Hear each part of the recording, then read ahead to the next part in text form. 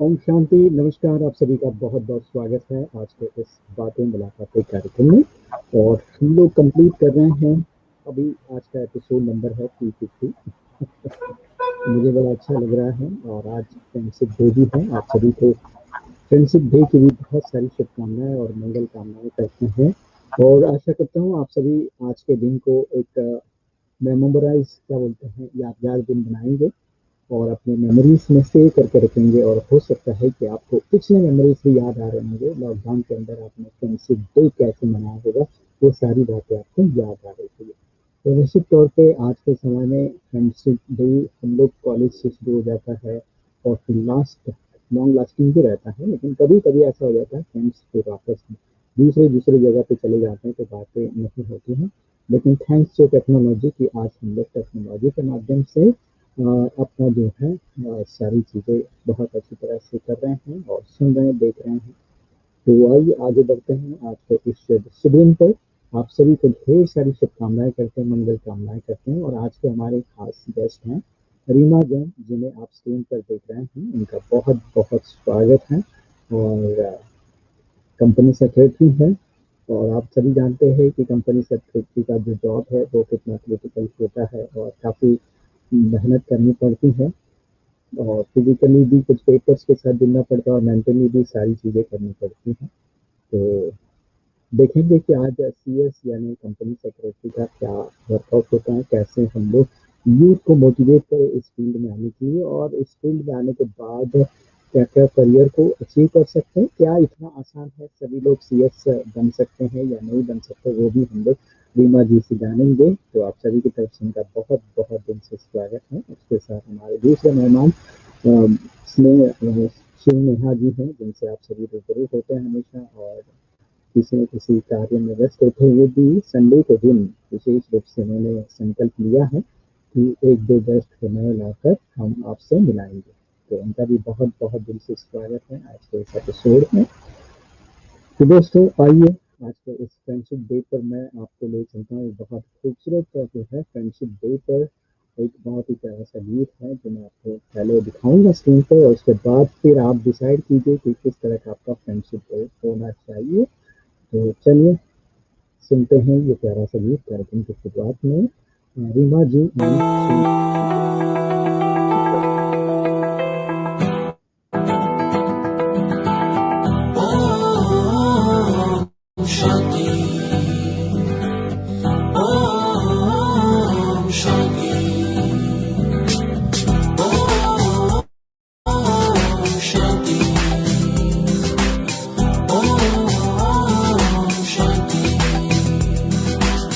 Oh my friendship Baba, we love you Shiv Baba. Oh my friendship Baba, we love you Shiv Baba. I'm just a soul Shiv Baba, the supreme soul is you Baba. The supreme soul is you, Baba. We love you, Shiv Baba.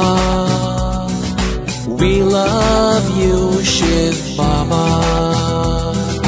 We love you, Shiv Baba. We love you, Shiv Baba.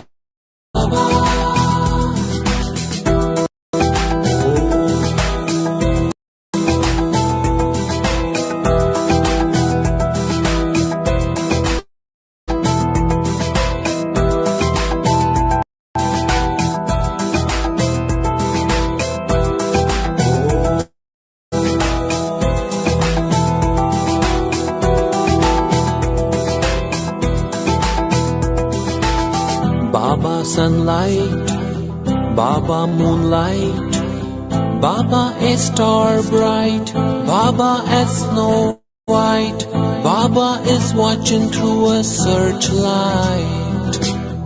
Om Shanti, Om Shanti. G for generator, Baba.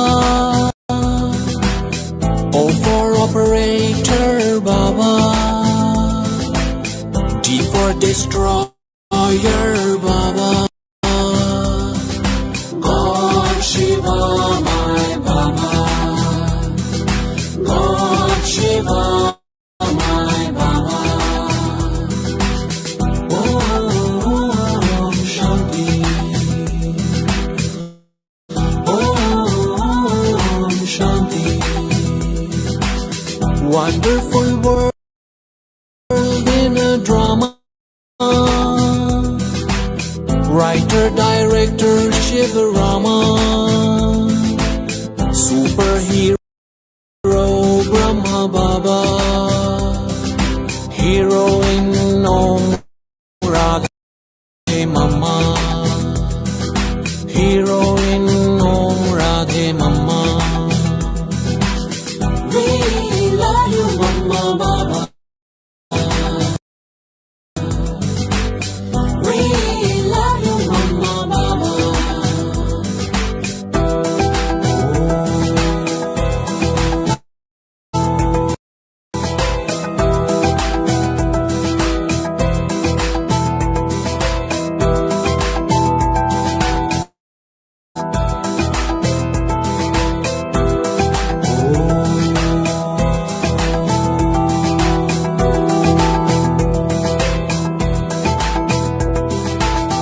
Baba, my Vrikshapati, Baba, my Tirupati, Baba, my Pashupati, Baba, my Vishwapati. Creator of Brahma, Vishnu, Shankar, Baba. Creator of Brahma, Vishnu, Shankar, Baba. Creator of Brahma, Vishnu, Shankar, Baba. Creator of Brahma, Vishnu, Shankar, Baba. Om Shanti. Om Shanti. Om Shanti.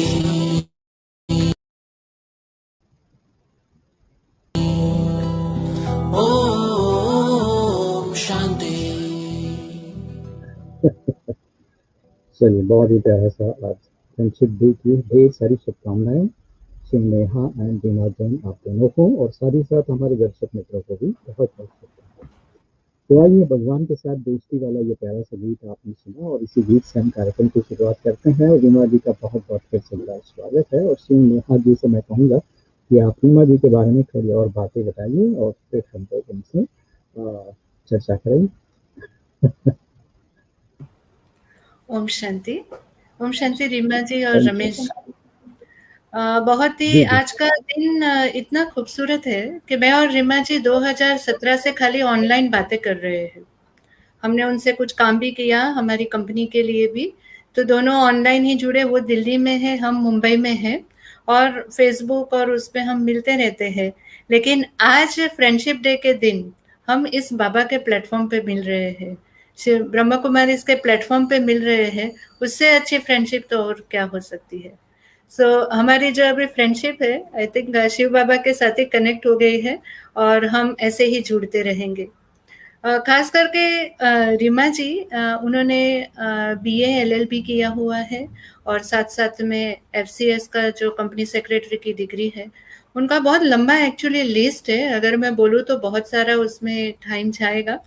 साथ साथ में उन्होंने बहुत सारे certificates किया है, internal audit का किया है, और खास करके अभी जो लास्ट 1-2 साल से जो कंपनी लॉ में रिक्वायरमेंट आ रही है, जो पॉश करके एक लॉ आया है, जिसमें जो वुमन एम्प्लॉइज जो कंपनी में काम करते हैं, उनके साथ कभी-कभी सेक्सुअल हैरेसमेंट्स होती है। तो अभी कंपनीज लॉ में वो उन्होंने एक क्लॉज हमें डायरेक्टर्स रिपोर्ट में ऐड करना होता है, कि जिसमें by through that woman employees जो कंपनी में काम करती है, उनको प्रिवेंशन मिलता है।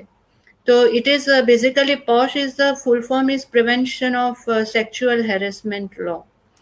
तो जिसके अंतर्गत अगर कंपनियों में, क्योंकि आजकल कॉरपोरेट और MNCs में ऐसा हो गया है, और मेरे ख्याल से कॉल सेंटर्स में बहुत सारी फीमेल काम करती है on a higher position, they have to late work and sometime उनके जो सीनियर्स होते हैं वो उनको कार लिफ्ट देते हैं, and then sometimes lot of things happen.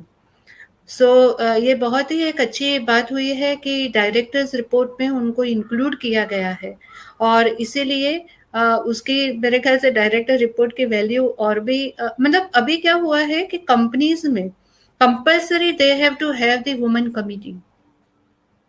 मतलब कोई भी वुमन की अगर सीनियर्स के खिलाफ, जैसे हमारी कंपनी में कमिटी है उसमें आई एम द मेंबर, तो वुमन की कोई भी कंप्लेंट आती है तो वो कमिटी में पहले सुनी जाती है।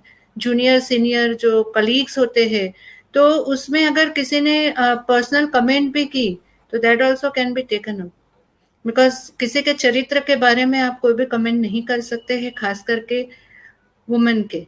और हम जब कहते हैं कि भारतीय संस्कृति अगर धरनी ही देवी देवताओं की है, सबसे पहले देवी का नाम लिया जाता है, तो उसमें फिर जब भी वुमन के साथ ऐसा व्यवहार अगर कंपनी में होता है तो वो एक बहुत ही शर्मजनक बात होती है।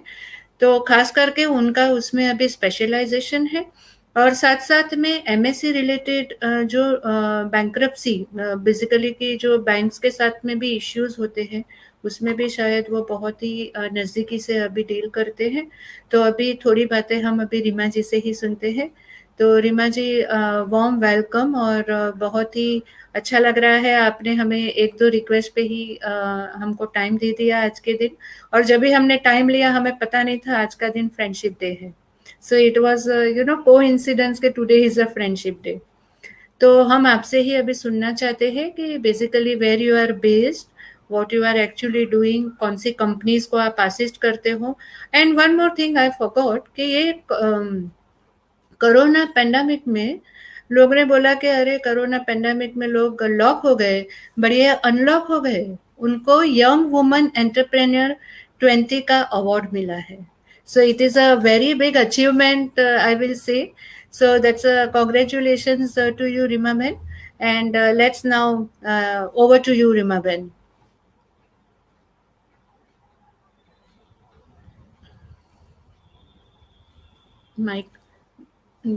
माइक अनम्यूट करना पड़ेगा जी। Thank you Neha ji, thank you for having me here. मेरे को शायद ध्यान था कि first Sunday of August is friendships day, and I think that is the beauty of our friendship कि जब आपने मेरे को बोला कि भाई ऐसा कुछ हम करना चाहते हैं, I could not really decline, because 5 साल किसी से मिले बिना वर्चुअली कनेक्टेड रह के maintaining the friendship, that itself is very amazing. And I think उसके लिए मैं एक ज्यादा श्रेय या क्रेडिट आपको भी देना चाहूंगी, because it is always a two way effort जिसको आप फ्रेंडशिप कहते हो। अब सेकंड चीज जो मैं यहाँ पर मैम बात करूंगी about where I am based from, I am based out of New Delhi here. But yes, जैसे कि आपने बोला कि हमने साथ में काम किया, तो आपकी कंपनी बेस्ड आउट है मुंबई से, मैं यहाँ दिल्ली से। एंड जिस तरीके के आरओसी के कंप्लायंसेस होते हैं, जिस तरीके की आपकी कंपनी से रिलेटेड फाइलिंग्स होती हैं, you can do it from a different location as well, and that's where we got in touch, because digitization हो चुकी है in terms of MCA filings. एक जो 2007 का जमाना था और एक जो 2017 में जब हमने काम किया, और आज 2021, थिंग्स हैव चेंज्ड ड्रास्टिकली। 2007 से पहले एमसीए के आधे से ज्यादा फॉर्म्स फिजिकली फाइल होते थे। आप भरेंगे, आप जाएंगे काउंटर पे जाके सबमिट करेंगे, वहां आपके फॉर्म के ऊपर रिसीट लगेगी एंड तब बोला जाएगा आपने फाइलिंग कर दी है। But after 2007 digitization start hui, and you can now virtually file electronically, I must say, file the forms with the help of digital signatures. तो वहां पर कुछ ऐसी चीजें आई जहां पर हम लोगों का वो कनेक्ट स्टार्ट हुआ। And about what I do what I love. मतलब मेरे को लॉ से रिलेटेड काम करना पसंद है। 7.5 साल की मेरी कुछ प्रैक्टिस रही थी पिछले साल तक, जब मैं एक प्रैक्टिसिंग कंपनी सेक्रेटरी के तौर पर कंपनीज जो मेरे क्लाइंट्स हैं, कंपनीज के अलावा we were catering to non corporate entities also, उनसे हम काम कर रहे थे।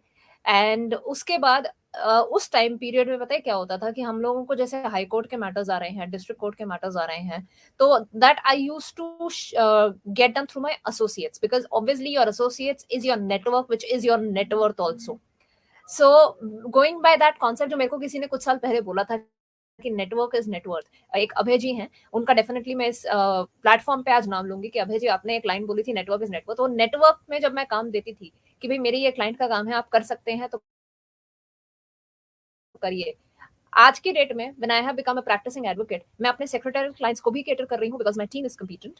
हाँ, overlooking yes we do, but उसके साथ साथ मैं वो काम जो आगे अपने एसोसिएट्स को दे रही थी, आज की डेट में हम इन हाउस अपनी कैपेबिलिटी, अपनी कॉम्पिटेंस बढ़ा रहे हैं. मेरी टीम बढ़ गई है and our team collectively handles, and I will surely say our team handles it, not just me. Neha ji. बहुत ही खूब आपने बात कही कि टीम ने हैंडल किया, क्योंकि अगर ये 5 उंगलियों की टीम नहीं रहेगी तो आप लड्डू भी नहीं बना सकते. सो इट इज वेल सेड कि टीम ये करते हैं. हमें खाली रीमा जी ये जानकारी चाहिए कि हमें पहले तो जो कंपनी लॉ है उसकी ज़रूरत क्यों है, किसके लिए कंपनी लॉ की ज़रूरत होती है, कंपनीज को क्या-क्या उसमें ध्यान देना पड़ता है कंपनी लॉ में, नेहा जी, क्या-क्या आपका क्वेश्चन थोड़ा सा मिस डॉक्यूमेंट, हो गया. कौन से कंपनी लॉ की पहले तो कंपनीज को जरूरत क्यों होती है, कि कंपनी लॉ के सर्टिफिकेट्स क्या इश्यू होते हैं, और सबसे पहले कंपनी लॉ का काम कहाँ से चालू होता है. बिकॉज आई बिलीव कि जैसे हमारा नामकरण होता है वैसे कंपनी का भी नामकरण होता है, और उसके लिए वो कंपनी रजिस्टर करनी पड़ती है. तो उसके बारे में आप थोड़ा ब्रॉडली हमें बताएंगे, और साथ साथ में कौन से फॉर्म्स हमें इसमें भरने होते हैं, कितनी हमें मीटिंग्स लेनी होती है, और क्या-क्या ध्यान रखना पड़ता है, और कंप्लायंस में क्या मतलब चार्जेस होते हैं उसका, हम थोड़ा विस्तार से आपसे समझना चाहते हैं. जैसे कोई बेसिक थिंग्स जो जैसे हम हमारी जो दर्शक देख रहे हैं उनको समझ में आए वैसे. जी. तो आज की डेट में जब मैं पहले बार इस बारे में आपसे बात करूंगी, बिकॉज कुछ असाइनमेंट था जो हमने तब भी करा था, मैं शुरुआत एक स्पेसिफिक लाइन से करूंगी कि एक टाइम था जब कंपनी सेक्रेटरी को सिर्फ ये बोला जाता था कि भाई कुछ सेक्रेटेरियल फाइलिंग्स के you will need a company secretary, उससे ज्यादा का स्कोप नहीं. 2017 तक काफी कंपनीज ऐसी भी थी जो सेक्रेटेरियल रिकॉर्ड्स को उतना इंपॉर्टेंस नहीं देती थी. लिस्टेड कंपनीज को मैं एक साइड पे रखूंगी बिकॉज वहां पर मैंडेटरी है, बिकॉज लिस्टिंग रिक्वायरमेंट है सेबी की, जिसके अंतर्गत आपको बहुत सारे डॉक्यूमेंटेशन मेंटेन करनी है, आपको मीटिंग्स का रिक्वायरमेंट अलग है. So you will have to comply being a listed company, but there were many other companies who were not doing it. But when the FCA started striking off the name of the companies, और जब direct एक जागरूकता शुरू हुई सबके companies के mindset में कि we need to be proactive towards secretarial activities in the company, and we need to have a secretarial retainer, may be company secretary as and when required. और काफी कंपनीज वॉलंटरली भी आज की date में company secretary को employ कर रही हैं. तो सबसे पहले तो as equal as a sister professions are, चाहे मैं चार्टर्ड अकाउंटेंट की बात करूं, चाहे मैं कॉस्ट मैनेजमेंट अकाउंटेंट की बात करूं, उतना ही इंपॉर्टेंट एक कंपनी सेक्रेटरी का प्रोफेशन है जो सिर्फ फाइलिंग्स पे रिस्ट्रिक्टेड नहीं है, कंसल्टिंग पे भी रिस्ट्रिक्टेड है. मैं अभी इनकॉर्पोरेशन का कंपनी बनाने का जो मैम ने बात करा, मैं वहां बात करूंगी कि कहाँ कंपनी सेक्रेटरी का एवोल्यूशन कंपनी सेक्रेटरी का रिक्वायरमेंट है.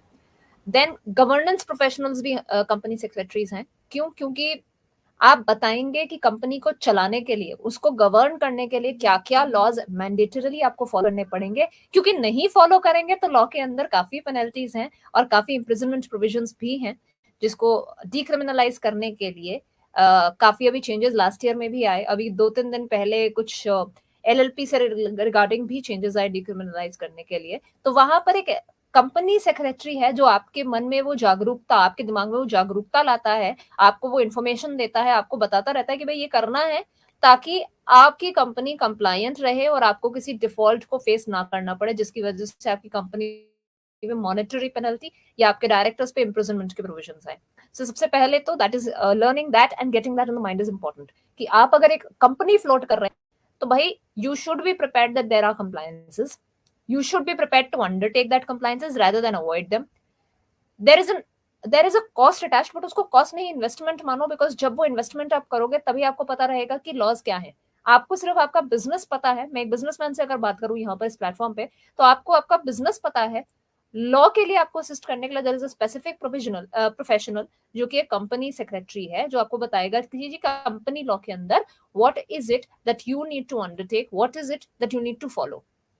अब सेकंड चीज जो नेहा जी आपने मुझसे पूछी कि भाई कंपनी बनाएंगे तो कैसे बनाते हैं, और हाँ, जैसे हमारा नामकरण होता है, कंपनी का नामकरण भी सबसे पहले होता है। अब इसमें एक चेंज आया नेहा जी कि पहले हम सिर्फ नाम अलग से अप्लाई कर सकते थे, 2017 की बात करूं तो, और उसके बाद इनकॉर्पोरेशन आप अलग से कर सकते थे। बट आज की डेट में आप नाम और कंपनी का इनकॉर्पोरेशन सेम फॉर्म के अंदर, जो कि एक वेब बेस्ड फॉर्म बन गया है एमसीए की साइट पे, आप वहां पर कर सकते हैं।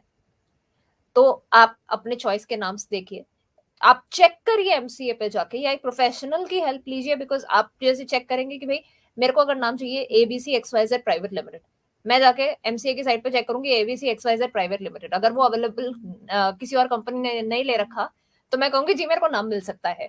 बट सॉरी, एमसीए कहेगा फर्स्ट टू वर्ड्स नहीं होने चाहिए, फर्स्ट वर्ड से भी सिमिलैरिटी नहीं आनी चाहिए। फॉर एग्जाम्पल एबीसी एग्जिम, अगर एक्सिम एबीसी भी आया हुआ है, they will say it is a similar name, आपको एक ऑब्जेक्शन आ सकता है while you are applying for that name. So it is always important that you seek the help of a professional to understand whether or that or not particular name is available or not. Similarly, सिर्फ आपको MCA पे नहीं check करना, आपको trademark की site पे भी जाके चेक करना है कि उस नाम से कहीं कोई ट्रेडमार्क किसी ने फाइल नहीं कर रखा। अगर कर रखा है तो एमसीए वहां से ढूंढ के आपके नेम एप्लीकेशन पे बोल देगा जी ऐसा एक ट्रेडमार्क किसी और का नाम पे चल रहा है, आप उससे नो ऑब्जेक्शन लेके आओ, या फिर अगर वो आपका ट्रेडमार्क है तो आप ले लो, otherwise we can not give you that name.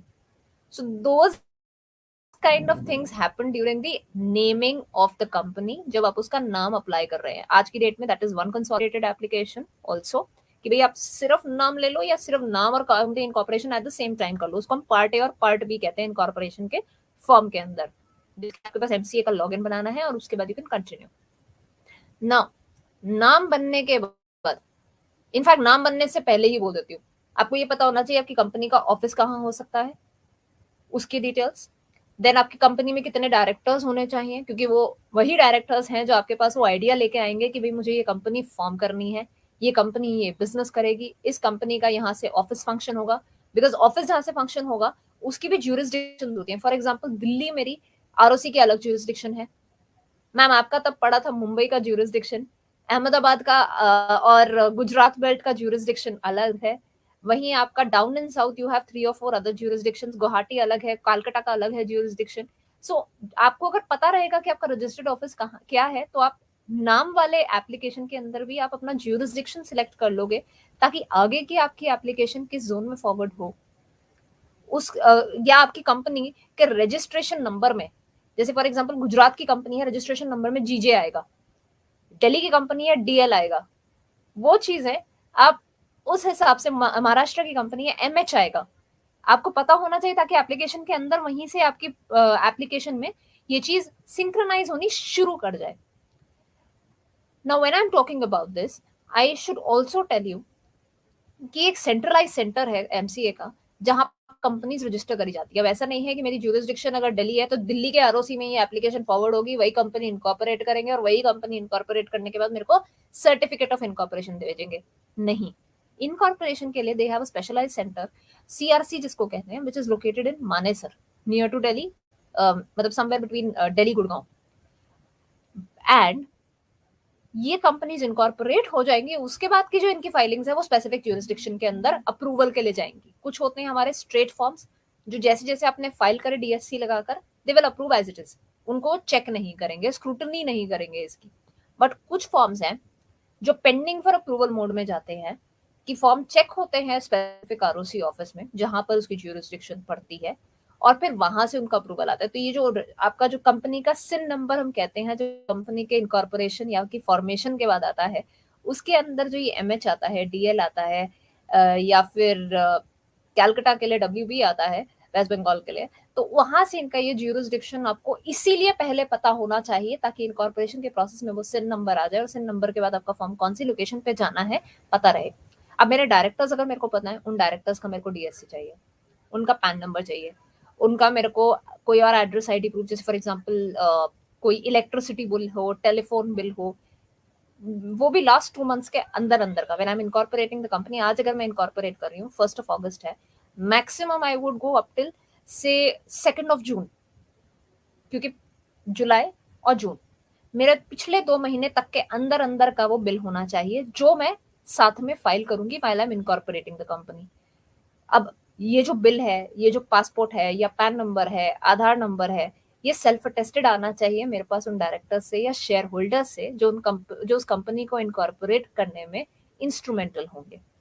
Now while I am talking about this also, remember इसके अंदर ये प्राइवेट वाले कोई बिल नहीं लेते। फॉर एग्जाम्पल एयरटेल का बिल होगा, नहीं कंसिडर करेंगे, वो कहेंगे गवर्नमेंट का बिल लेके आओ, BSES का। Half of the time private entity का बिल रिजेक्ट होके आ जाता है कि भाई नहीं, आप प्राइवेट एंटिटी का डालो। देन आपको उन डायरेक्टर्स से, उन सब्सक्राइबर्स से एफिडेविट्स करवाने होते हैं। एफिडेविट्स की भाई मैं डिस्क्वालिफाइड नहीं हूं टू बिकम अ डायरेक्टर, एक एफिडेविट ऐसा होता है। एक ऐसा होता है कि मैंने डिपॉजिट्स नहीं करने हैं, या अगर डिपॉजिट्स करेंगे तो कंपनी आगे परमिशन ले लेगी।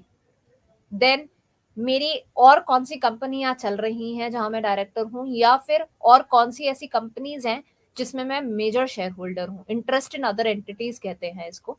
तो disclosure of interest in other entities भी मेरे को साथ में फाइल करना पड़ता है when I am going for incorporation of a company. अब ये सब डॉक्यूमेंट्स क्यों फाइल करने हैं? ये जो मैंने एड्रेस ID प्रूफ बोले सेल्फ अटेस्टेड, क्योंकि अगर मैं फर्स्ट कंपनी बना रही हूँ तो मेरे पास डिन नंबर नहीं होगा। मेरे पास डिन नंबर नहीं होगा तो मेरे को ये डॉक्यूमेंट्स डालना जरूरी है। अगर मेरे पास डिन नंबर है तो मेरे को इसमें से कुछ स्पेसिफिक डॉक्यूमेंट्स डालने हैं, बट बाकी जो डिस्क्लोजर इन अदर एंटिटीज है, एफिडेविट फ्रॉम फर्स्ट डायरेक्टर्स है, फर्स्ट डायरेक्टर्स जो कंपनी के फर्स्ट डायरेक्टर्स इनकॉर्पोरेशन के टाइम के हैं, उनके डालने मेरे पास मैंडेटरी हैं। ये डाल के, ये सारे डॉक्यूमेंट सबमिट करके मैं ROC के पास एक एप्लीकेशन बना के ऑनलाइन सबमिट करूंगी, जो CRC पे जाएगी for incorporation of the company. नाम आ गया, डायरेक्टर्स की डिटेल आ गई, मेंबर्स या शेयर होल्डर्स की डिटेल आ गई। अब इसके लिए एक सब्सक्राइबर शीट बनती है कि भाई कौन कौन शेयर होल्डर्स इनकॉर्पोरेशन के टाइम कंपनी के शेयर होल्डर्स थे, जिसको विटनेस करने वाले एक प्रोफेशनल होंगे, जिनके सामने ये सिग्नेचर्स किए जाते हैं। आज की डेट में वर्चुअली भी हो रहे हैं, but they are attaching and sending on emails, so that is also happening if directors are sitting across different states. So that is how you really go ahead with the application to incorporate a company, and digital signatures have eased it all. अब ये जब आप file करते हो तो आपकी stamp duty की payment आती है for incorporation based on the share capital of the company. अब इसमें होता है ऑथराइज्ड शेयर कैपिटल की बात, एंड इसमें दूसरी बात आती है आपकी कंपनी के पेड अप शेयर कैपिटल की बात। फॉर एग्जाम्पल अगर मेरी कंपनी है, अब नॉर्मल कंपनी है, मेरे को कोई स्पेसिफिक काम नहीं है, मैं 10,000 की शेयर कैपिटल से भी शुरू कर सकती हूँ, बिकॉज मेरे को कोई मिनिमम शेयर कैपिटल का रिक्वायरमेंट नहीं है। बट जनरली हम ये अपने क्लाइंट्स को कहते हैं कि जी एटलीस्ट इतना कैपिटल दिखाओ कि आपकी कंपनी के फॉर्मेशन में जो एक्सपेंडिचर है आप वहां से उसको निकाल के आप वहीं से बाद में पेमेंट कर सके और आप उस खर्चे को क्लेम कर सकें एज प्री इनकॉर्पोरेशन एक्सपेंसेस।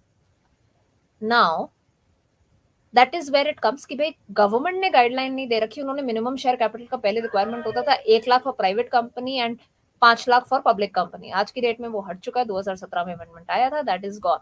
जून 2015 के अंदर देयर वाज दिस अमेंडमेंट, 5 जून 2015 की नोटिफिकेशन से। तो आज की डेट में आप 1,000 से भी कंपनी इनकॉर्पोरेट कर सकते हैं, 5,000 भी, 10,000 भी, 15,000 भी रिक्वायरमेंट हो तो आप 1 लाख 2 लाख, लोग 1 करोड़ तक भी रखते हैं। अब वो 1 करोड़ क्यों रखते हैं? कोई अगर स्पेसिफिक उनका टेंडर का रिक्वायरमेंट हो कि मेरा ऑथराइज शेयर कैपिटल इतना होना चाहिए अगर कंपनी बना रहे हो तो। अब उसके बाद ये है ऑथराइज, कितना कंपनी की लाइफ टाइम में शेयर कैपिटल कंपनी का मैक्सिमम हो सकता है, अप्रूवल लेके रख लो, इसको बाद में बढ़ा सकते हैं, there is a specific process under law. Second होता है मेरा पेड अप शेयर कैपिटल। अब मेरा ऑथराइज अगर 1 करोड़ है और आज की डेट में मैं चाहती हूँ कि मैं अपनी कंपनी के शेयर्स के लिए 50 लाख की पेमेंट पहले से करके 50 लाख पेड अप दिखा दूं, तो मैं इनकॉर्पोरेशन के फॉर्म में डालूंगी 50 लाख पेड अप। और मेरे अगर 2 शेयर होल्डर्स है, दोनों ने 25 लाख की शेयर होल्डिंग ले रखी है, तो वो 25 लाख की पेमेंट मैं एज द फर्स्ट मेंबर, अगर मैंने फर्स्ट मेंबर या सब्सक्राइबर बोलूं तो 25 लाख मेरे अकाउंट से गई हुई, और जो दूसरा मेंबर या सब्सक्राइबर है 25 लाख उसके अकाउंट से जाएगी after incorporation of the company. जो बैंक अकाउंट खुलेगा उस बैंक अकाउंट के अंदर, सो that is something. So incorporation होने के बाद जो बैंक अकाउंट खुलेगा उसके अंदर ये पेमेंट जानी चाहिए, और 6 महीने के अंदर अंदर जानी चाहिए, बिकॉज उसके बाद भी एक specific form INC 20A government के साथ फाइल होना है। आज की डेट में उसके लिए भी एक्सटेंशन आई थी लास्ट ईयर। अब while this is happening ये मेरा पेड अप शेयर कैपिटल जो मैं आपसे बात कर रही हूँ, जैसे ऑथराइज्ड शेयर कैपिटल जो हमने 1 करोड़ के आसपास का एक एस्टिमेटेड अमाउंट लिया था, वो बढ़ सकती है। वैसे ये मेरा पेड अप शेयर कैपिटल भी मैं चाहूँ तो इनकॉर्पोरेट करने के एक दिन बाद भी दोबारा बढ़ा सकती हूँ if the need be. So that is where those particular things are important while we are incorporating company. अब ये था कुछ साल पहले तक की बात। अब रिसेंट में कुछ अमेंडमेंट्स आए लास्ट 2 इयर्स में, जहां पर हम जीएसटी नंबर कंपनी के इनकॉर्पोरेशन के साथ अप्लाई कर सकते हैं, सेम फॉर्म के सेम पैटर्न में, जस्ट इन एक्स्ट्रा फॉर्म हमें एमसीए को ही फाइल करना है। देन हम बैंक अकाउंट भी अप्लाई कर सकते हैं। कुछ बैंक्स का कैटेगरी में लिस्ट में नाम है, आप उसके अंदर सिलेक्ट कर सकते हो कि आपकी कंपनी का बैंक अकाउंट कौन से बैंक के साथ हो, and you can go ahead and select that bank and submit the information for bank account as well. आप एम्प्लॉइज प्रोविडेंट फंड के लिए वहां से अप्लाई कर सकते हैं। सो प्रोफेशनल टैक्स के लिए अप्लाई कर सकते हैं for the states where it is applicable. So government ने आज की डेट में ये करा कि एमसीए के साथ साथ आप कंपनी ही नहीं, कंपनी के साथ साथ आप बाकी और मैंडेटरी रजिस्ट्रेशन जो कंपनी के इनकॉर्पोरेशन के बाद जरूरत पड़ेगी, आप वो भी साइमल्टेनियसली एमसीए की इनकॉर्पोरेशन एप्लीकेशन के साथ आप वो रजिस्ट्रेशंस भी कर सकते हैं। अब जहां रही कि why do we need company law, we need company law to regulate companies. चाहे मैं बात करूं कि भाई other countries have it, we need to have it, तो 1956 से India also has it. We had companies act 1956 and companies act 1956 के बाद हमारे पास चेंज आया, अमेंडमेंट्स आ रही थी धीरे धीरे, नोटिफिकेशन, सर्कुलर्स, एक देन आपके ऑर्डर्स वगैरह होते हैं, रिमूवल ऑफ डिफिकल्टीज ऑर्डर्स जिसको कहा जाता है, अमेंडमेंट एक्ट होते हैं, काफी बार फाइनेंस बिल के साथ साथ आते हैं, काफी बार लोकसभा बाकी सेशंस में आते हैं पार्लियामेंट के, तो उनके थ्रू चेंजेस आते हैं लॉ में, जहां जहां रिक्वायर्ड रहता है कि भाई आज बदलते समय के साथ हमें लॉ में और क्या चेंज चाहिए, उस हिसाब से। जैसे एलएलपी आया 2008 में, पॉश लॉ आया 2016 में। These are all connected laws because जैसे अभी मैम ने बोला कि कंपनी के डायरेक्टर्स रिपोर्ट हमें साल के एंड में फाइनेंशियल स्टेटमेंट्स के साथ शेयर होल्डर्स को प्रेजेंट करनी होती है, वहां डायरेक्टर्स रिपोर्ट चाहिए, डायरेक्टर्स रिपोर्ट के अंदर हमें पॉश की रेगुलेशन के बारे में भी कंप्लाई करना है। तो कहीं ना कहीं वो जो गवर्नेंस होती है, उस गवर्नेंस को ध्यान में रखने के लिए, उस गवर्नेंस को इफेक्टिवली अंडरटेक करने के लिए we need a knowledge of the law, and when we know only our business we need a professional to guide us, and that is where the company secretary's role steps इन।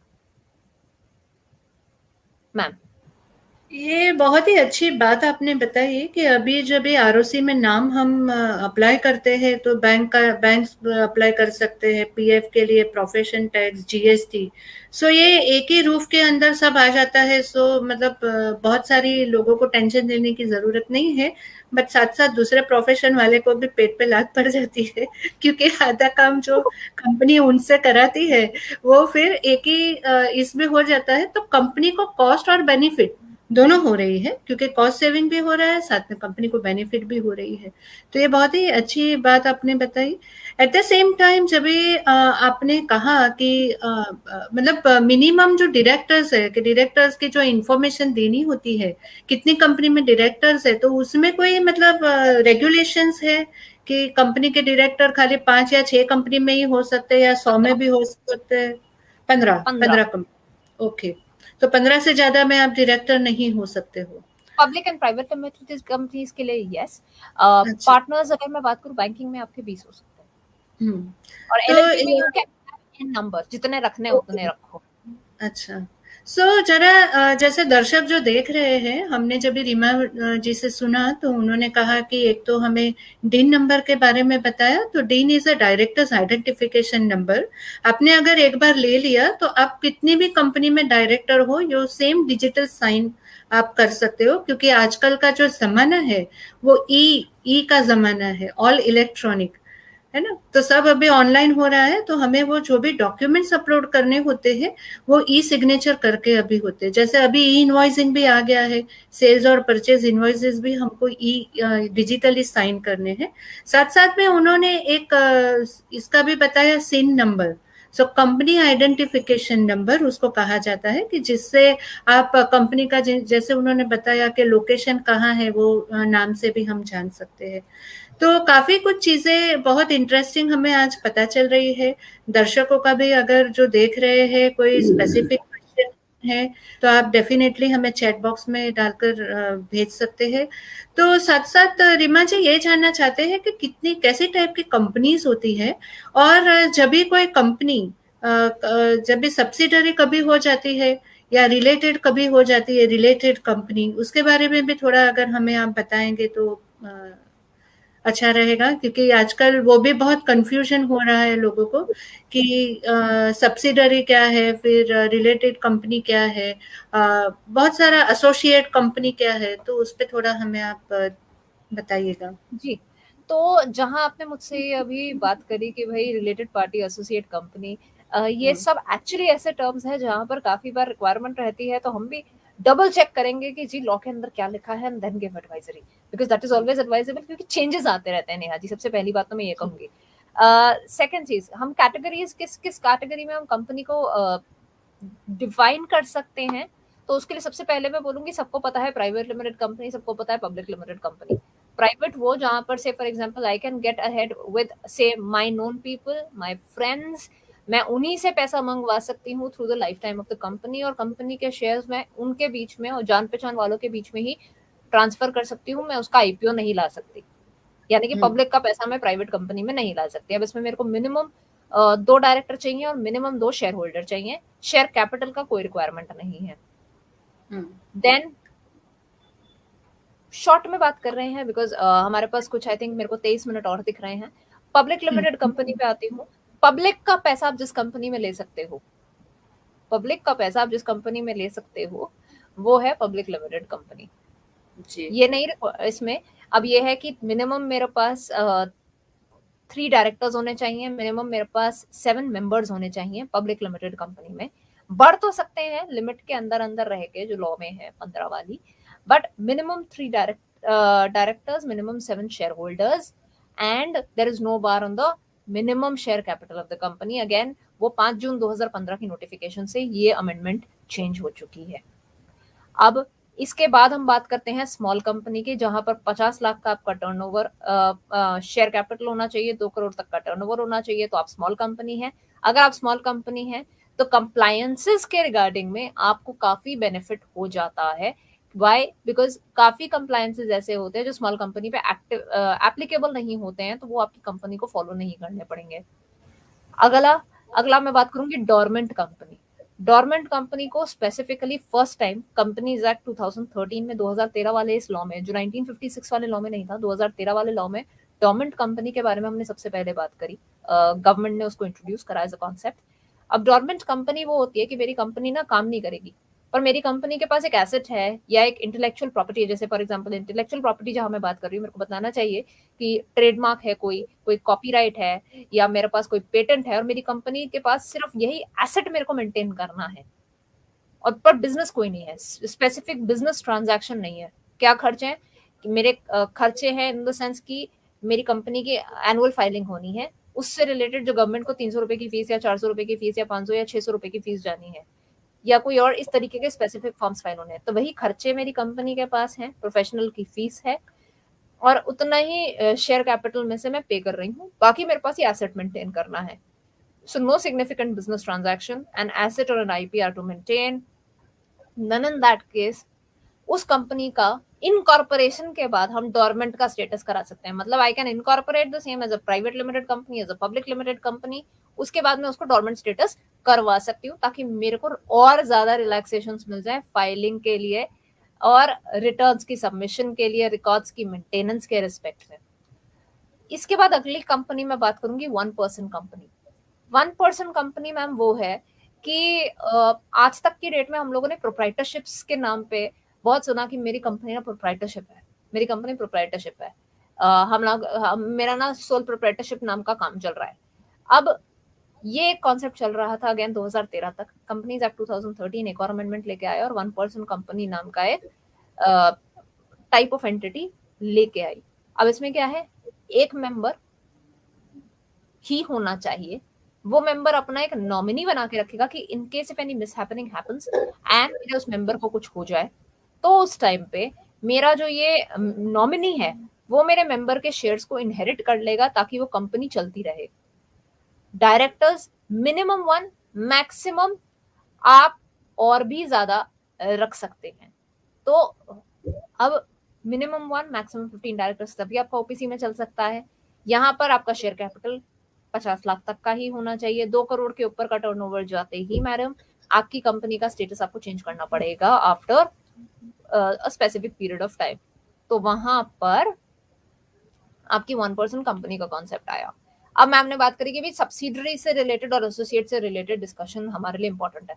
बिल्कुल important है, क्योंकि जिस time subsidiary और holding और associate company का concept आ जाता है, ये मेरा सिर्फ कंपनीज एक्ट हिट नहीं करता, ये मेरा अकाउंटिंग टर्म्स में भी हिट करता है, मेरे फाइनेंशियल स्टेटमेंट्स के प्रेपरेशन को भी हिट करता है।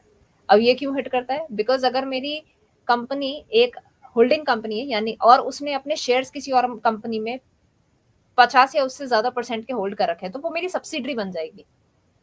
20% या उस और 50% के बीच में होल्ड कर रखे हैं, वो मेरी एसोसिएट कंपनी बन जाएगी।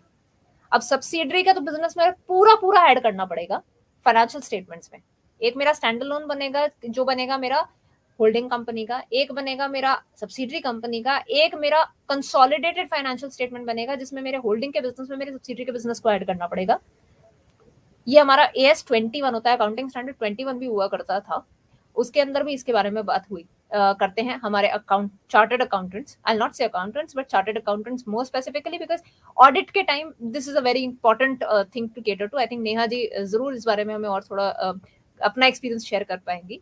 एक होता है हमारा सब्सिडरी एसोसिएट कंपनी कॉन्सेप्ट, जहां से मैंने कहा 20% से लेकर 50% तक के ब्रैकेट में अगर मेरी शेयर होल्डिंग हो रही है ऑफ अनदर कंपनी, वो कंपनी मेरी एसोसिएट कंपनी बन जाएगी, और जितना मेरा शेयर है उस हद तक का ही मैं अपना प्रॉफिट अपनी होल्डिंग कंपनी में मर्ज करूंगी। फॉर एग्जाम्पल, अगर मेरा 30% का शेयर होल्डिंग है इन दी एसोसिएट कंपनी और उसका प्रॉफिट आ रहा है 1 करोड़, तो 30 लाख तक का शेयर ही मेरा शेयर है, पूरा 1 करोड़ का शेयर मेरा नहीं है, बिकॉज वो मेरी एसोसिएट कंपनी, मेरी सब्सिडरी कंपनी नहीं है। तो यहाँ पर सब्सिडरी कंपनी क्या है, 20 से 50% तक की शेयर होल्डिंग है, मैं उसकी मैनेजमेंट को कंट्रोल कर सकती हूँ, मैं उसके डायरेक्टर्स की कंपोजिशन को कंट्रोल कर सकती हूँ। देन वो कंपनी मेरी उसके जो डायरेक्टर्स हैं वो मेरे डायरेक्टर्स के एक्शन के हिसाब से चलेंगे, या फिर मेरे there is one person who can control the entire show, तो वहां पर वो सब्सिडरी कंपनी का कॉन्सेप्ट आ जाएगा। मैम आई थिंक ये मेजर कंपनीज के फॉर्मेट्स हैं जो कि आज की डेट में चल रहे हैं, जो कि I could discuss with in a limited time.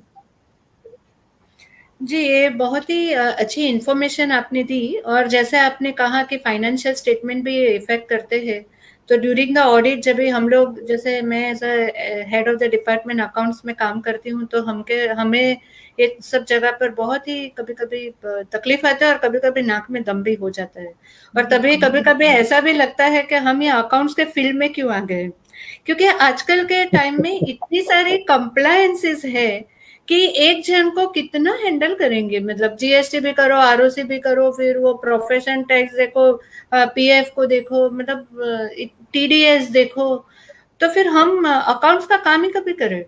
और accounts is a never ending work. जैसे कंपनी सेक्रेटरी में तो चलो 5-6 फॉर्म एटलीस्ट हमने फाइल कर दिए तो उधर वो एंड हो जाता है, ये तो नेवर एंडिंग काम है।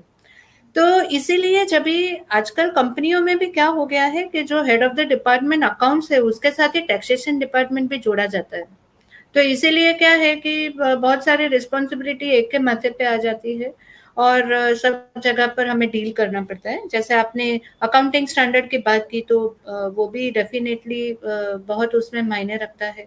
तो जैसे रमेश जी, हम जब जन्म लेते हैं, हमारी जन्म कुंडली बनती है, हमारे ग्रह हमको अफेक्ट करते हैं, ऐसे यहाँ भी कंपनी की जब भी कंपनी फॉर्म हो जाती है, उसकी जन्म कुंडली बनती है और बाकी सब ग्रह अफेक्ट करने लग जाते हैं। कभी टीडीएस की नोटिस आएगी, कभी इनकम टैक्स की आएगी, कभी जीएसटी की नोटिस आती है, कभी पीएफ की आती है।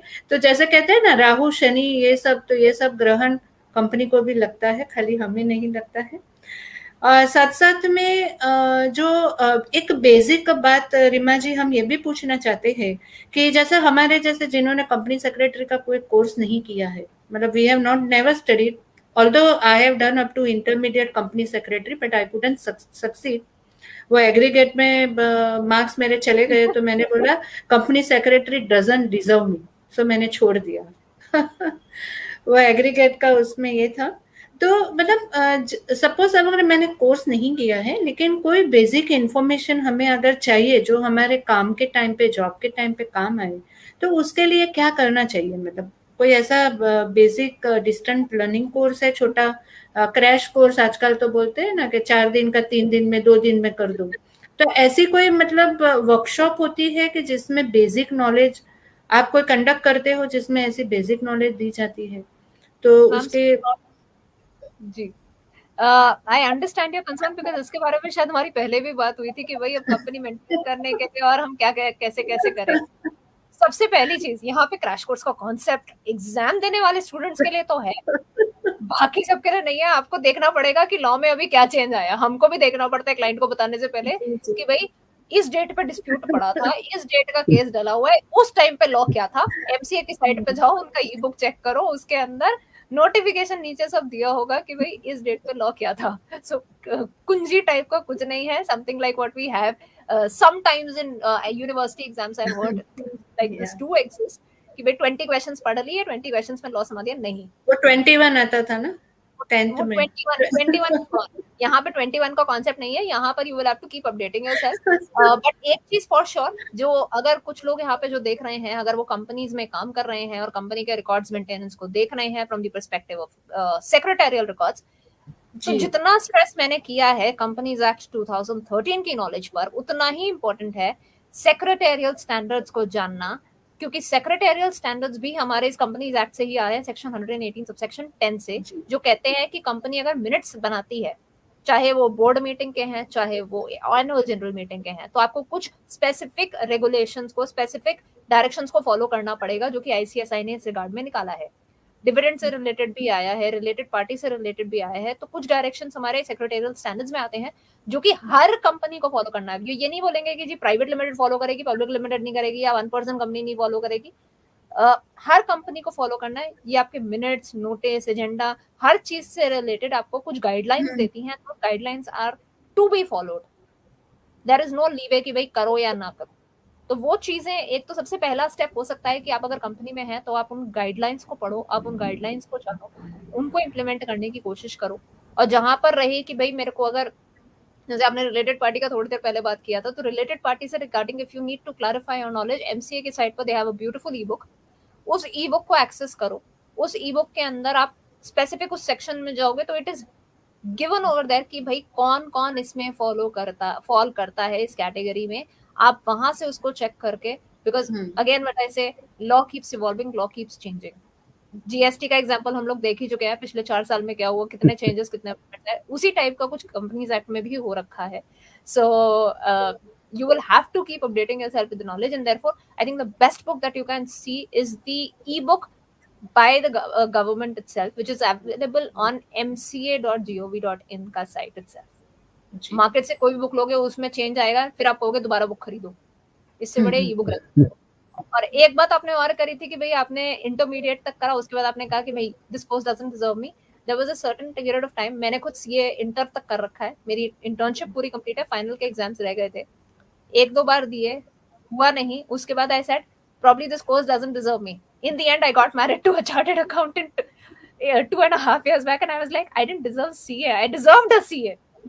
So that's where it happens. अब मैं इसको एक लिंकिंग और बताती हूँ। आपने जब बोला कि आप एक अकाउंट्स के प्रोफाइल के साथ टैक्स का प्रोफाइल जोड़ के चलते हो, उसी के साथ आई थिंक आप सेक्रेटेरियल भी आप इंचार्ज हैं अपने ऑफिस के अंदर ही। तो यहाँ पर क्या होता है, काफी बार क्लाइंट्स आ रहे थे, ऑडिट हो रहा था इन द ऑफिस, ऑडिट के साथ साथ सडनली मेरे को बोला जाता है ये फाइलिंग्स का स्टेटस क्या है। When I was in CS practice last year, and my husband used to be like, ये हुआ है या नहीं हुआ? आई एम लाइक, यार we are not supposed to fight in this, I am giving you the data.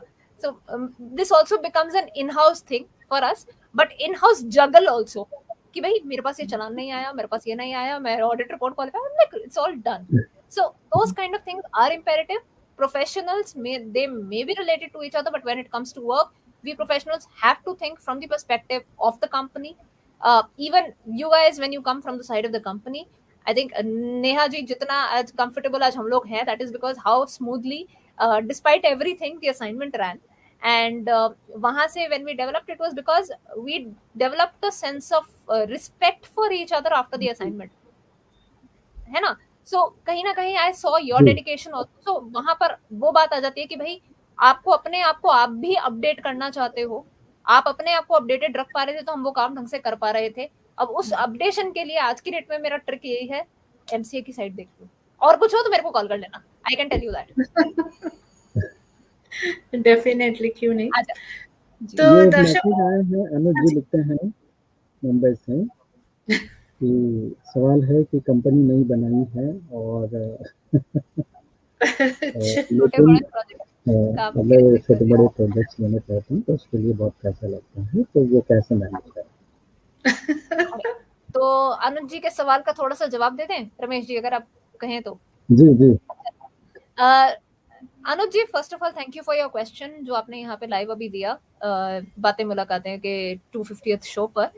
With the permission of RJ Ramesh and BK Shiv Neha, आपके लिए सवाल का जवाब, अगर आप एक एमएसएमई कंपनी है तो government has a lot of help for MSME companies in terms of loans and advances, यानी कि आप उनसे जाकर अपना प्रोजेक्ट आप उनके साइट पर पुट अप कर सकते हैं। वन सच स्कीम डेफिनेटली जो हमारे कुछ क्लाइंट्स ने अवेल करी है, पीएमईजीपी। तो एमएसएमई के लिए जो इनके स्कीम्स हैं आप उनको चेक करो, वहां से आप लोन ले सकते हो। Then there are nationalised banks जो कि स्पेसिफिक एमएसएमई सेक्टर्स को केटर करते हैं, और एमएसएमई के लिए दे हैव स्पेसिफिक से एक होता है ग्रीनफील्ड, एक होता है ब्राउनफील्ड। ग्रीनफील्ड वो प्रोजेक्ट है जो नया स्टार्ट हो रहा है, ब्राउनफील्ड वो है जो एक्सपेंशन मोड पे जा रहा है। तो आप अगर ग्रीनफील्ड या ब्राउनफील्ड प्रोजेक्ट पे हो तो आप इन नेशनलाइज्ड बैंक्स के पास जाकर भी सब्सिडाइज्ड रेट्स के, अगर आप रजिस्टर्ड एमएसएमई हैं तो आप सब्सिडाइज्ड रेट्स पे लोन्स अवेल कर सकते हैं। तो ये जो छोटे बड़े प्रोजेक्ट पर काम करने के लिए आपका जो पैसा लगता है, वो पैसा अगर आपका आइडिया अच्छा है तो आप नेशनलाइज्ड बैंक्स के पास जाकर नेशनलाइज्ड बैंक से भी ले सकते हो after making specific applications and submitting your requisite documents, या फिर आप एमएसएमई की स्कीम्स का भी फायदा उठा सकते हो, जहां से again you get some funding to run your business. Otherwise वो एफ का कॉन्सेप्ट होता ही है, friends and family investing in your business, so that आप आगे उसको कंटिन्यू कर पाए। जी जी। Reema ji thank you so much, बहुत अच्छा सवाल अनुज जी ने पूछा और आपने जवाब दे दिया। आशा करता हूँ अनुज जी को कंफर्टेबल लग रहा होगा जवाब से, और आप अगर इनमें से कुछ चीज़ें ट्राई नहीं की हो तो ज़रूर ट्राई कर सकते हैं। एमएससी जो बताया रीमा जी, या फिर नेशनलाइज्ड बैंक भी करती है, लेकिन वही प्रोजेक्ट आपका ठीक हो तो प्रोजेक्ट बनाने के लिए भी आप सीए का हेल्प ले सकते हैं, ताकि आप प्रॉपरली उन चीज़ों को वो प्रेजेंट कर सके, तब जाके वो चीज़ें अच्छी तरह से आपको मिल जाती हैं। क्योंकि कोई भी व्यक्ति लोन तब देगा जब उसको रीपेमेंट का एश्योरेंस होता है, तब वो दे सकते हैं। अदरवाइज प्रोजेक्ट में अगर कहीं कुछ कमी ज़्यादा है तो वो भी मुश्किल होता है। तो आप पहले अपना प्रोजेक्ट को ठीक कर लें और फिर बैंक को अप्लाई करेंगे तो कुछ समय जरूर लगेगा, लेकिन फिर उसको मिल ही जाता है। तो आइए, जाते जाते मैं कहूँगा कि वक्त हमें और इजाज़त नहीं देता, तो एक छोटा सा मैसेज जो है शिव नेहा जी आप भी दीजिए, एंड उसके बाद रीमा जी आप भी एक छोटा सा मैसेज हमारे श्रोता मित्रों को जरूर दें। दर्शक मित्रों, जो आपने अभी आज सुना या देखा, तो कहा जाता है कि जैसे कंपनी को भी जिंदा रखना पड़ता है। हम जिंदा हैं, जब भी हम बर्थ लेते हैं तो बर्थ सर्टिफिकेट होता है, और जैसे कंपनी जब भी जन्म लेती है तो कंपनी का एक रजिस्ट्रेशन सर्टिफिकेट होता है, और हमें हर साल वहां पर एक रिटर्न फाइल करना पड़ता है, सो दैट हमें पता चले कि ये कंपनी जिंदा है और there is a status active.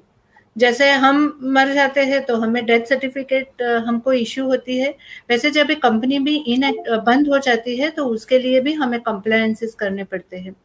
तो बहुत सारी चीजें आज के जमाने में जरूरी है। अगर जो यंग दर्शक जो अभी करियर में अभी जो आई मीन जो नए नए अभी ग्रेजुएट हो रहे हैं या कोई सोच रहे हैं कि क्या करें, तो आपको इसमें से बहुत सारी आपको इंस्पिरेशन मिल सकती है कि जरूरी नहीं है कि अगर आप अकाउंटेंट हैं तो आपके पास अकाउंटेंट का ही नॉलेज होना चाहिए।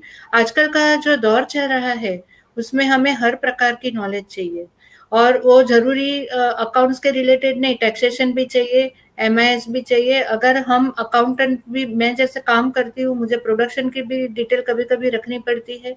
तो मेरा दर्शक मित्रों से जो खास करके उभरते हुए यंग है, उन्हें यही है कि जहां पर लाइफ में मौका मिले, जो हमें काम करने मिले, उसको कभी भी झिझक के बिना लेते चलिए, क्योंकि हमें पता नहीं है जीवन में कभी कौन सा काम कहाँ काम आ जाए और हमारे दिन कैसे पलट जाए। तो इसीलिए कोई भी काम को रिफ्यूज नहीं करिए, और हमेशा कोई भी एज हो, कोई भी एज ग्रुप हो, हमेशा लर्न करने के लिए तैयार रहे, क्योंकि आज का जो दौर है हमने देखा ना ये कोविड पेंडेमिक में जो बूढ़ी माताओं को मोबाइल चलाने नहीं आता था, आज वो लोग ऑनलाइन सब क्लासेस और उनका सत्संग सुन रहे हैं, है ना। तो बहुत ही मतलब फास्ट मूविंग अभी लाइफ है, और डेफिनेटली सरकार ट्राई कर रही है कि हर चीज अभी ट्रांसपेरेंट हो। नहीं तो क्या होगा ना कि कंपनी का एक एम्प्लॉय अगर गुजर जाता है ना, तो कंपनी को कुछ पता ही नहीं रहता है कि क्या हुआ है क्या नहीं हुआ है। तो इसीलिए ये बहुत ही अच्छी प्रैक्टिस है कि अभी हर चीज लाइव हो रही है, तो कंपनी लोगों को, कंपनी में भी कोई जाने से इतना वैक्यूम नहीं होगा जितना पहले होता था। और दूसरा, एक तो यहाँ पर कोई भी मिसमैनेजमेंट नहीं होगी रिकॉर्ड्स में, जैसे बहुत सारा करप्शन होता था, तो वो भी डेफिनेटली गवर्नमेंट चाहती है कि वो भी कम हो जाए। और जितना ट्रांसपेरेंट रहेंगे उतना बहुत अच्छा है।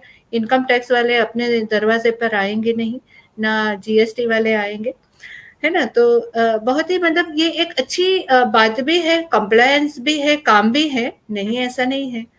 बट अभी जिंदगी में कुछ चाहिए तो कुछ तो करना भी पड़ेगा और कुछ तो खोना भी पड़ेगा। तो रीमा जी, आपका बहुत बहुत धन्यवाद कि आपने बहुत सारी इंफॉर्मेशन दी। और दर्शक की अगर हमारे पास डिमांड होगी तो डेफिनेटली हम आपको फिर से इनवाइट करेंगे, कोई सीरीज ऑफ क्लासेस भी लेकर हम आपको इनवाइट करेंगे। इससे खाली इतना इसमें होगा कि हम आपको प्रोफेशनल फी नहीं दे सकेंगे, लेकिन हम जो गॉडली रजिस्टर है, गॉडली जो खाता है, उसमें आपके नाम पे बहुत सारे करोड़ों के चेक जमा कर देंगे। चलेगा ना? तो वो आपको बहुत ही दुआओं से काम आएगा, और हमारी यही दुआ है कि आप ऐसे ही आगे बढ़ते रहे, जो अवार्ड्स आपको मिले हैं, और अच्छे से आप ये फील्ड में आगे बढ़े। और जब भी मौका मिले फिर से हमारे साथ कनेक्ट होइएगा। और कोई ऐसे बच्चों को भी आप मतलब नॉलेज दे कि जो लोग अफोर्ड नहीं कर सकते हैं। आज के टाइम पे हमने ये भी देखा कि बहुत सारे लोग करियर बनाना चाहते हैं बट उनके पास सोर्सेस नहीं है। तो अगर मैं भी जी ऐसे कोई कॉन्टेक्ट में आऊंगी, आई विल डेफिनेटली फिर से एक बार मैं आपको याद करूंगी। And I hope you will not mind doing godly service, because पैसे से, दुआओं से हम ज्यादा चलते हैं। ये मेरा खुद का भी अनुभव है, रमेश जी का भी अनुभव है, और आपका भी रहा होगा डेफिनेटली। और हम आपको अनुरोध करते हैं कि आप थोड़ा स्पिरिचुअलिटी में भी जुड़े हमारे साथ में। आपकी जो टीम है, जो उसके लिए आप हमारे कोई कोर्सेज कंडक्ट करें, या कोई भी हमारे प्रोग्राम्स आप करवाए, है ना रमेश जी। ये भी एक अच्छा अपना ये रहेगा। रमेश जी इनके बारे में जी बताएंगे जी कि इससे भी बेनिफिट क्या होगी। रमेश जी प्लीज। जी जी, अच्छा है और कर सकते हैं तो वी कैन डू बेसिक हमारा जो कोर्स है स्पिरिचुअलिटी का वो कर सकते हैं। We can do online by telephone and by virtual, इस मीडिया से भी कर सकते हैं। ग्रुप हो तो मीडिया से करेंगे, सिंगल हो तो फोन से भी कर सकते हैं। We can do it. तो जब भी आप बताएं तो हम लोग रेडी रहेंगे और टाइम डिसाइड करके हम चीज़ों को कर सकते हैं। जी तो चलिए रीना जी, मैं चाहूँगा कि जाते जाते एक छोटा सा मैसेज जरूर कोट करें। जी, I think first of all मैं आप सबकी आभारी हूँ फॉर कॉलिंग मी हियर। अब जहाँ बात रही मैसेज की, उसमें सबसे पहले मैं एक बात शेयर करूंगी जो अभी नेहा जी ने बोली कि many students may not be able to afford the education. Let me tell you, here for the purpose of affording the education, this course is very reasonable. Point 1. Point 2, इसके साथ अब अगर आप कॉम्बिनेशन में इग्नू से अपनी ग्रेजुएशन भी करते हैं students, you get it at very subsidised rates, and आप पैरेलली भी कर सकते हो सीएस करने के साथ साथ। जैसे सीए करने के साथ साथ कर सकते हो, सीएस करने के साथ साथ कर सकते हो। एंड सीएस में if you become a meritorious student, आपको स्कॉलरशिप भी मिलती है at various. So that is something that which should motivate you to get into the course. And while I am telling you this, मैं एक बात और quote करना चाहूंगी sir before I close my talk here. Don't think कि सिर्फ compliance का काम है। मैंने 7.5 साल के करियर में 6 साल एनसीएलटी, एनसीएलएटी और उससे पहले सीएल भी था, वहां क्वासी जुडिशियल कोर्ट कहते हैं, कोर्ट ही होता है एक तरीके का, वहां पर अपने क्लाइंट्स के लिए केस लड़े हैं। मेरा इंटरेस्ट वहां से बढ़ा कि आज मैं एडवोकेसी में हूँ। आप ऐसा काम भी कर सकते हो। अगर आपको कंपनी लॉ में इंटरेस्ट है और आप केसेस करना चाहते हो, तब भी आप सीएस का काम कर सकते हो, एडवाइजरी का काम कर सकते हो, कंसल्टिंग का काम कर सकते हो। The only thing is you need to identify your interest and accordingly choose your profession. Don't go because somebody else is going. Go because you want to go. अगर आपका इंटरेस्ट रहेगा तो आप उसको अच्छी तरह से कर पाओगे, और इंटरेस्ट नहीं होगा तो आप एक अच्छे कोर्स को भी नहीं कर पाओगे. So that is something which is important. Identify your interest and accordingly move forward. For businessmen, I would say, please value compliances. Don't take it as a cost, take it as an investment so that your company runs smoothly and it functions well. To professionals, you guys are doing good. We don't need to take pressure for everybody. हम लोग अगर अपने clients को aware रखेंगे and pressure लिए बिना काम करेंगे तो वो भी प्रेशर लिए बिना लॉ को समझ के हमारे साथ कोऑपरेट करके एक एक चीज टाइम पे करेंगे. एंड जितने आजकल केसेस हो रहे हैं कि भाई professionals are losing life under stress, I think that is something we should avoid. For general masses, guys, company बनाना एक हैसल नहीं है, कंपनी चलाना भी हैसल नहीं है. कोशिश करके देखिए, आप जितना अच्छी तरह से वाइट में जाके काम करेंगे, आपके लिए आपकी नेटवर्थ बढ़ेगी और आपका नेटवर्क है, it will always be there to support you. Don't just think twice, just take that first step. Thank you Reema ji, बहुत बहुत धन्यवाद, शुक्रिया. बहुत ही प्यारा सा मैसेज आपने पोस्ट किया. सो नेहा जी, आपने भी बहुत अच्छा मैसेज दिया हमारे सभी दर्शक मित्रों को, और यंग जो स्टूडेंट जुड़ना चाहते हैं उनके लिए भी अच्छा रहा. और फिर मिलेंगे हम लोग. हो सकता है कि कुछ अच्छी चीज़ें हम लोग बच्चों को दे पाएँ आपके से रीमा जी, फिर हम लोग करेंगे आपको कनेक्ट. तो दोस्तों, आज के इस एपिसोड में बस इतना ही. फिर मिलते हैं. सलाम, नमस्ते, खमा गनीसा, जय हिंद, जय भारत, ओम शांति.